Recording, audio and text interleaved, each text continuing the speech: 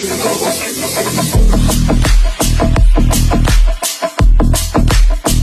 आहे 5 मार्च. आज जर बघायला गेलं तर जे रिव्हर्सल ट्रेड आहेत, म्हणजे यामध्ये आज ट्रेंडिंग मार्केट आहे. रिव्हर्सल ट्रेड पहिला आपण इथं घेतला होता, इथं एसएल झालेला आहे. इथं दुसरा ट्रेड घेतला होता, तिथं पण आपल्याला एसएल मिळालेला आहे. आणि तिसरा जो आहे तो पण अटेम्प्ट केला, त्यामध्ये पण काय झालेला आहे, एसएल झालेला आहे.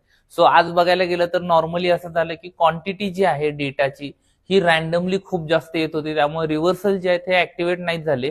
So near about 1 lakh quantity पंच झाली, साधारणतः 925 टू 945 च्या रेंजमध्ये.